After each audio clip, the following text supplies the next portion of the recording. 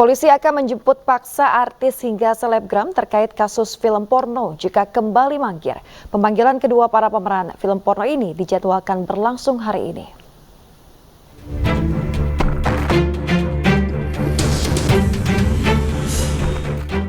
Polisi akan menjemput paksa artis hingga selebgram jika kembali mangkir dalam pemeriksaan terkait kasus film porno. Direktur Reserse Kriminal Khusus Polda Metro Jaya menyebut hal ini berlaku untuk para pemeran yang sudah menerima surat panggilan pertama. Jika mereka mangkir pada panggilan kedua yang dijadwalkan Selasa 19 September besok, maka jemput paksa bisa dilakukan polisi. Sedangkan yang untuk kategori surat panggilan pertama diterima tapi tidak datang dengan alasan yang sah dan jelas, kita terbitkan surat panggilan kedua. Untuk jadwal pemeriksaan semuanya di hari Selasa. Apabila panggilan kedua juga tidak datang tanpa alasan yang sah dan jelas, kita akan terbitkan surat perintah membawa. Oke? Total 16 pemeran mulai dari selebgram hingga artis tadinya akan dimintai keterangan oleh pihak kepolisian 15 September lalu. Namun, Siska ECS yang terdiri dari 11 pemeran wanita dan 5 pemeran pria tidak hadir hingga pemeriksaan ditunda.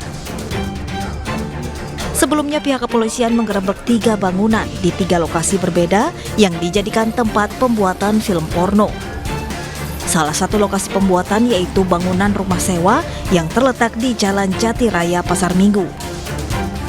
Selain itu, 2 bangunan yang berada di Jalan Serengseng Sawah Jagakarsa, Jakarta Selatan juga kerap dijadikan tempat syuting film porno yang melibatkan berbagai kalangan, mulai dari selebgram hingga artis.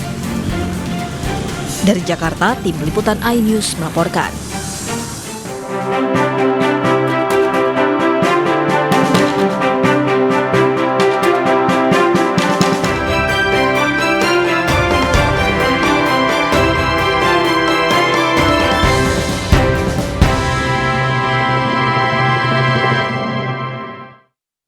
Pemirsa, Ketua DPP PDIP Puan Maharani menyebut Ridwan Kamil dan Agus Harimurti Yudhoyono tidak mungkin menjadi bacawa pres Ganjar Pranowo. Hal itu lantaran keduanya bukan berasal dari parpol pengusung Ganjar di Pilpres 2024. Ketua DPP PDI Perjuangan Puan Maharani menyebut mantan Gubernur Jawa Barat Ridwan Kamil tidak mungkin menjadi bakal calon wakil presiden pendamping Ganjar Pranowo. Hal ini lantaran Ridwan Kamil masih berstatus kader Partai Golkar. Sementara saat ini Golkar tergabung dalam Koalisi Indonesia Maju pengusung Prabowo Subianto. Selain Ridwan Kamil, Agus Harimurti Yudhoyono juga tak lagi masuk dalam daftar kandidat pendamping Ganjar, menyusul keputusan Partai Demokrat bergabung bersama kubu Prabowo. Ya kan masih seperti nama-nama yang ada, Pak Erick Thohir, Pak Sandi Uno, Pak Andika, Pak Mahfud. Tadinya kan memang muncul namanya Mas AHY, namun karena Demokrat sudah memutuskan untuk pindah atau menentukan dengan Mas Prabowo, ya tentu saja sepertinya tidak mungkin. Pak RK masih ada juga berarti ya? Pak RK juga, Golkar kan sudah dengan Pak Prabowo. Jadi dan Pak RK merupakan kader Golkar. Lagi pula saya dengar Munas di Golkar tetap memutuskan bahwa calon presiden dan calon wakil presidennya adalah Mas Erlangga Hartarto. Jadi tidak mungkin satu kader ada di sini tapi gerbongnya ada di tempat yang lain. Gitu. Ya. Apa? Dari kader NU? Mungkin Pak Mahfud salah satunya. Ya. Kini, tersisa sejumlah nama yang digadang-gadang sebagai kandidat kuat pendamping Ganjar, yakni Menteri BUMN Erick Thohir, Menko Polhukam Mahfud MD, Menparekraf Sandiaga Uno, dan mantan Panglima TNI Jenderal Purnawirawan Andika Perkasa. Siapakah yang akan dipilih Ganjar? Hingga kini, sosok itu masih terus digodok. Tim Liputan iNews melaporkan. Pemirsa, bakal calon presiden Ganjar Pranowo bertandang ke Fakultas Ilmu Sosial dan Ilmu Politik Universitas Indonesia. Pada kesempatan tersebut, Ganjar Pranowo menjadi pembicara dalam kuliah kebangsaan.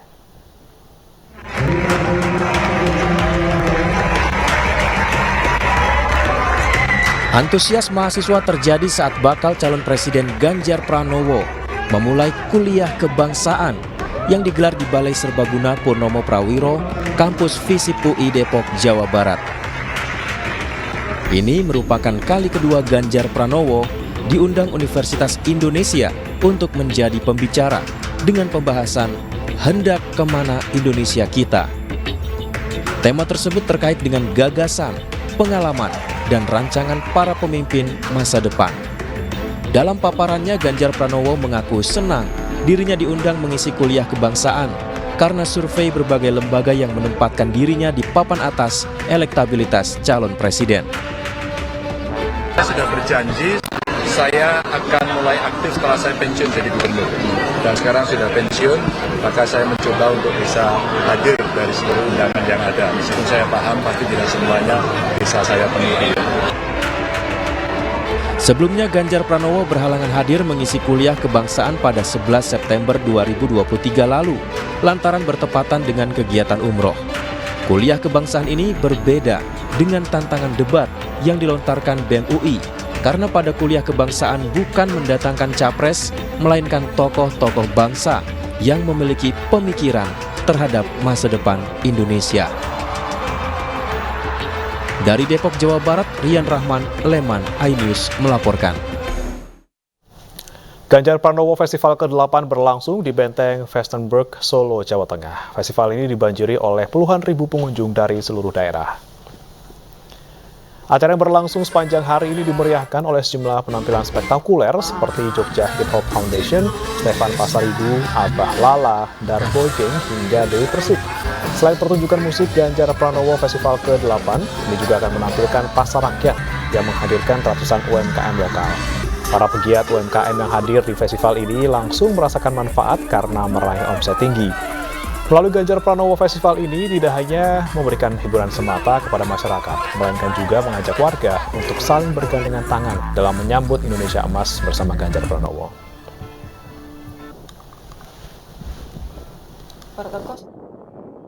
Terus sangat bermanfaat juga bagi pedagang-pedagang, kan banyak yang beli juga. Terus pokoknya seru banget. Terus apa ya, kayak aku yang awalnya mager tuh jadi semangat gitu loh kesini, soalnya tuh band-band yang diundang tuh kayak seru banget. Ya, apalagi ini sudah banyak yang berkumpul sampai menunggu di malam hari ini.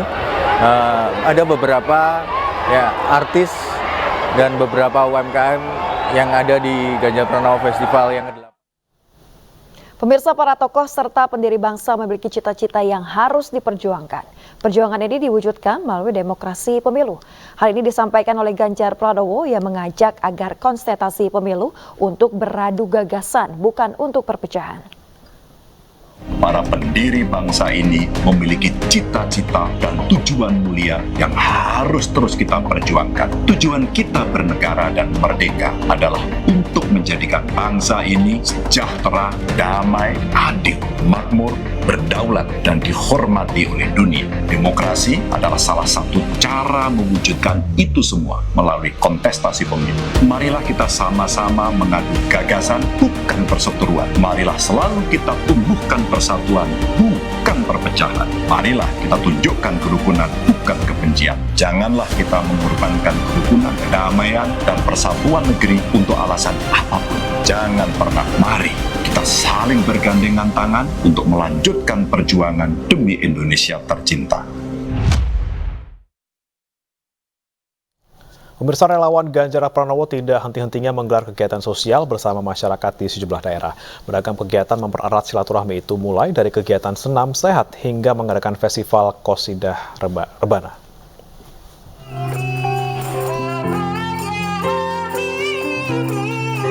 Puluhan kelompok Qosidah sukses menarik perhatian warga dalam festival Qosidah Rebana se-Kabupaten Lebak yang diinisiasi relawan Des Ganjar Banten.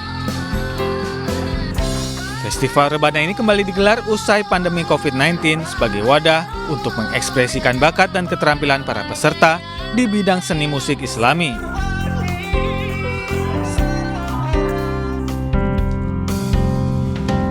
Di Tasikmalaya, Jawa Barat, menangkap ikan lele dan mujair hanya dengan menggunakan tangan dalam acara ngobeng lauk juga menjadi hiburan warga. Ngobeng Laut diselenggarakan relawan Ganjar sejati dalam rangka mempererat tali silaturahmi sekaligus melestarikan kebudayaan.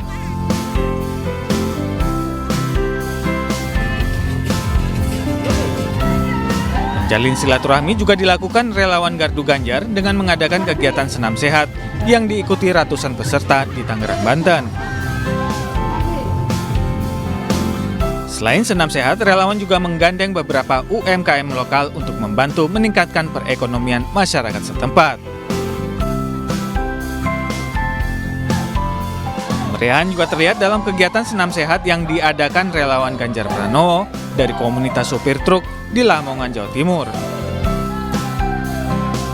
Selain diajarkan gerakan senam sederhana, para peserta juga mendapat vitamin untuk menjaga kesehatan mereka dalam menjalankan pekerjaannya sebagai sopir.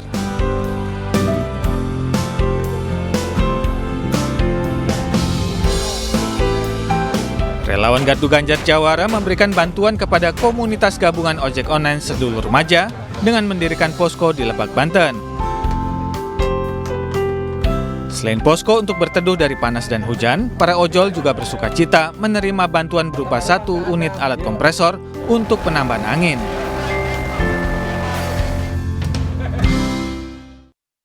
Pemirsa, Sekjen DPP P3 Arwani Tomafi bersama Bapilu Nasional P3 Sandiaga Uno sowan dan mengaji ke Gus Baha di Rembang, Jawa Tengah. Kedatangan kedua tokoh P3 sekaligus untuk meminta restu jelang pemilu 2024. Pemirsa, ciri khas P3 dalam setiap tugas kepemiluan yakni meminta restu kepada para kiai, ulama dan juga habib. Inilah yang disampaikan Arwani Tomafi saat bertemu Kiai Haji Ahmad Bahaudin alias Gus Baha di Rembang, Jawa Tengah. Saat bertemu dengan dua tokoh P3, Gus Baha ini mendoakan agar P3 kelak mendapatkan hasil yang terbaik pada pemilu. Sementara Sandiaga Uno mendapatkan wejangan dari Gus Baha agar berpolitik amar ma'ruf nahi munkar untuk bersinergi membangun bangsa. Sosialisasi P3 saat ini juga ditingkatkan di setiap wilayah sekaligus menyerap aspirasi masyarakat. Baha berkenan untuk menerima dan memberikan wejangan politik amar ma'ruf nahi munkar itu tadi dijelaskan oleh beliau. Bahasanya Gus Baha tadi, jangan kita saling menjatuhkan tapi justru kita saling bersinergi untuk membangun bangsa.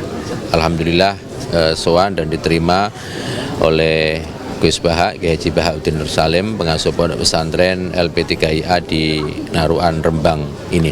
Alhamdulillah beliau semua tadi mendoakan untuk agar kerja keras insya Allah akan membuahkan hasil. Harga beras yang melonjak tinggi di pasaran membuat sahabat Sandi Uno bersama Fafi Peduli menggelar bazar beras murah di Cilincing, Jakarta. Harga eceran beras yang mencapai Rp15.000 per liter membuat warga menjerit. Untuk itu, Ketua Sahabat Sandi Uno DKI Jakarta Faisal Fikri menggelar bazar beras murah di Sukapura, Cilincing, Jakarta Utara. Menurut Faisal, ada 500 paket beras murah yang disediakan Fafi Peduli untuk beberapa titik di wilayah Jakarta Utara. Di sini warga dapat membeli 2 liter beras seharga Rp5.000. Sementara itu warga mengaku sangat membutuhkan program ini untuk menekan anggaran rumah tangga mereka. Bagus ya gitu buat membantu masyarakat gitu kan, masyarakat yang susah gitu. Sekarang kan beras lagi mahal ya, dengan bantuan ini sangat membantu banget. Hari ini kita buat paket 500 paket, dari paket yang kita siapkan ini merata gitu, menyebar tidak hanya di satu titik, ya, bisa dirasakan oleh masyarakat di beberapa wilayah atau di beberapa RW. Meriah sekali, sangat antusias sekali, sangat besar sekali, dan mereka langsung menyampaikan terima kasih dan harapannya ke depan program-program seperti ini bisa dapat dilakukan lagi, dihadirkan lagi kan. Pemirsa, Partai Perindo kembali menyerahkan klaim asuransi untuk para pemegang KTA Partai Perindo Berasuransi yang mengalami musibah. Kali ini klaim asuransi diserahkan kepada Dasita di Majalengka, Jawa Barat dan juga Satria Utama di Lombok Tengah, NTB. Bakal calon anggota DPR RI Partai Perindo Dapil Jabar 9, Oni Suwarman, menyerahkan manfaat KTA berasuransi kepada Dasita, salah satu warga yang mengalami kecelakaan lalu lintas di Desa Pangkalan Pari, Kecamatan Jati 7, Majalengka, Jawa Barat. Dasita mengaku senang dan bahagia mendapat manfaat KTA berasuransi. Dalam kunjungannya ini, Oni Suwarman juga membagikan KTA Partai Perindo Berasuransi kepada kader dan warga setempat. Merasa terbantu, Pak? Ini baru pertama kali yang dirasakan Bapak? Iya. Dari Partai Perindo? Iya. Kehadiran Perindo dengan jembatannya adalah KTA ini adalah untuk pertama memproteksi masyarakat. Bagaimana masyarakat bisa memproteksi diri dari keselamatan dan jiwa. Sementara itu di Nusa Tenggara Barat, Ketua DPD Partai Perindo Lombok Tengah lalu Edi Gunawan bersama Bacalek Kabupaten Lombok Tengah TGH Rahmatullah memberikan klaim asuransi KTA Partai Perindo dari Ketua Harian Nasional DPP Partai Perindo TGB Muhammad Zainul Majdi. Klaim asuransi ini diberikan kepada Satria Utama, warga Dusun Bore, Desa Brinding, Kecamatan Kopang yang mengalami kecelakaan. Alhamdulillah, syukur, saya sangat senang dan bangga lah sama Perindo.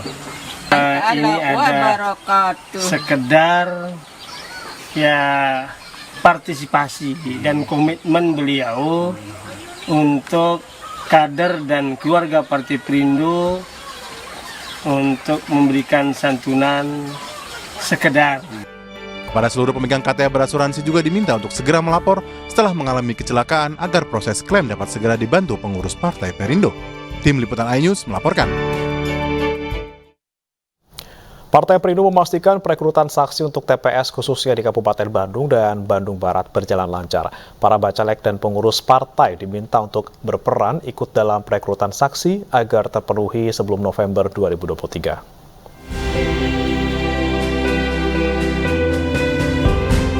Ketua DPP Partai Perindo Bidang Keagamaan Abdul Holik Ahmad menghadiri pertemuan pemantapan sosialisasi dan aktivasi KTA berasuransi bersama bacalek DPRD Provinsi dan Kabupaten Bandung Barat yang digelar di Kecamatan Ngampra.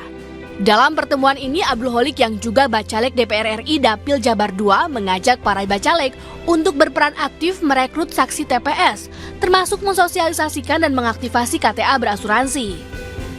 Partai Perindo punya program untuk saksi, merekrut saksi untuk memilih partai itu sebanyak jumlah TPS yang ada, dan setiap saksi diminta untuk merekrut 7 sampai dengan 10 orang sehingga nanti terkumpul suara seluruh Indonesia sekurang-kurangnya 6,5 juta suara. Sementara itu di Ciparai, Abdul Holik Ahmad gencar mensosialisasikan KTA berasuransi kepada masyarakat. Dalam pertemuan dengan para bacalek, Abdul Holik juga memberikan suntikan semangat untuk tetap optimis dan berjuang dalam kontestasi pemilu 2024. Tim Liputan iNews melaporkan.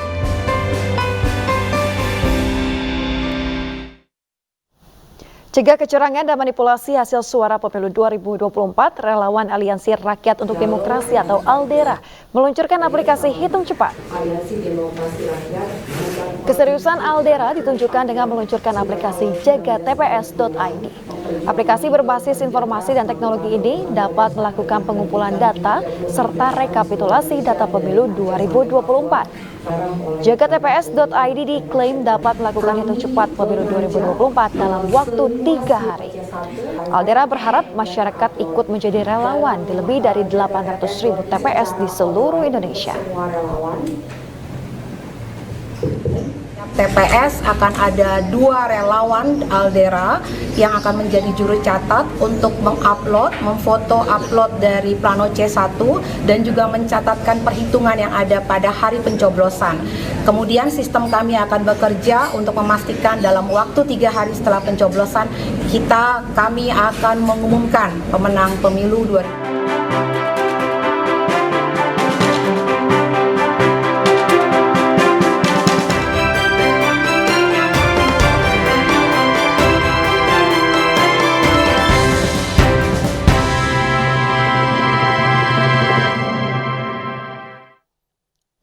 Pemirsa, Presiden Joko Widodo membuka secara resmi Musyawarah Nasional Alim Ulama dan Konferensi Besar Nahdlatul Ulama di Pondok Pesantren Al-Hamid Cilangkap.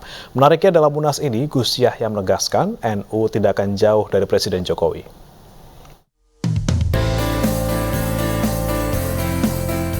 Presiden Joko Widodo membuka Musyawarah Nasional Alim Ulama dan Konferensi Besar Nahdlatul Ulama di Pondok Pesantren Al-Hamid Cilangkap, Jakarta Timur dengan mengutip lagu Ya Lal Waton. Melalui lagu ini, Presiden mengaku kagum dengan NU yang menunjukkan kecintaannya terhadap tanah air. Sebagaimana lirik lagu Jalal Waton tadi baru kita nyanyikan, kita kumandangkan bersama-sama. Indonesia negeriku, engkau panji martabatku, siapa datang mengancammu, kan binasa di bawah durimu. Luar biasa, ini menunjukkan komitmen kuat Nahdlatul Ulama, NU dalam menjaga Indonesia, dalam menjaga Pancasila, dalam menjaga NKRI, dalam menjaga toleransi, dan menjaga persatuan dan kerukunan. Menariknya dalam Munas ini, Ketua Umum PBNU Yahya Holil Stakuf atau Gus Yahya memastikan bahwa NU tidak akan jauh dari Presiden Joko Widodo. Insya Allah Nahdlatul Ulama juga tidak akan pernah jauh-jauh dari Insinyur Haji Joko Widodo.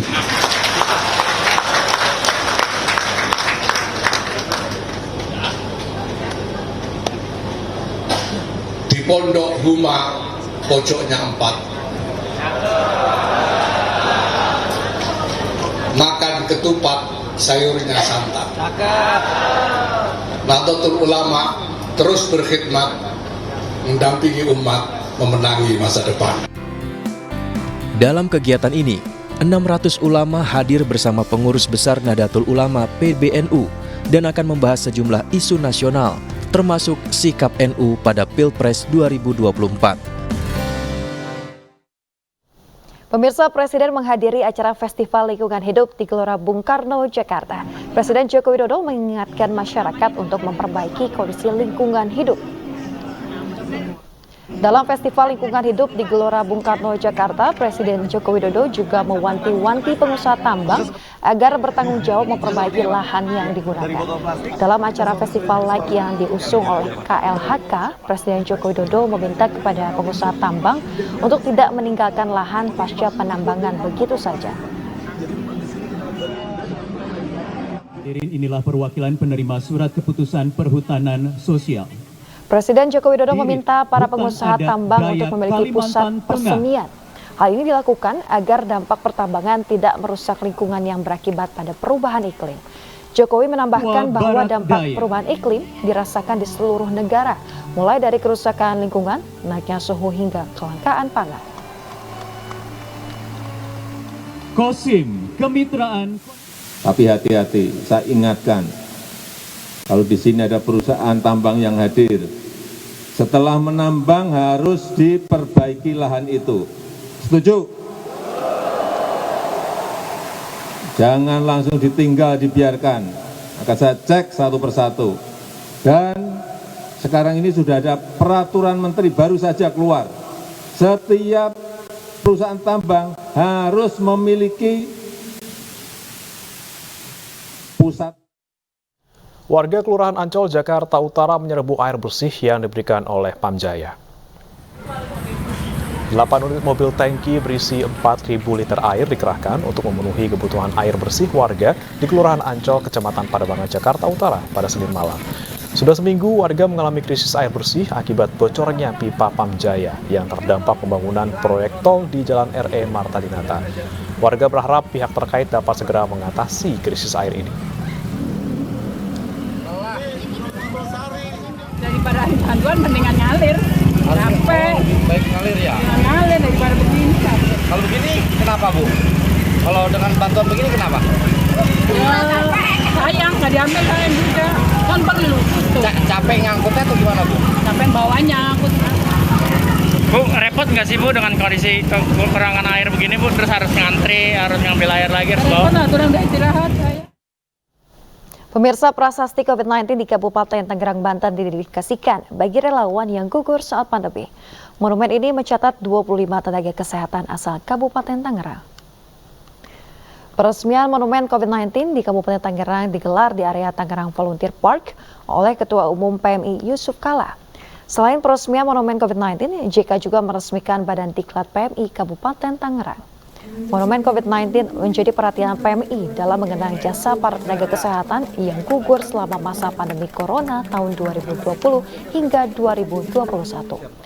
Selain nama para dokter dan tenaga kesehatan yang gugur, juga terdapat nama tenaga media yang gugur dalam tugas penanggulangan pandemi COVID-19 di Kabupaten Tangerang.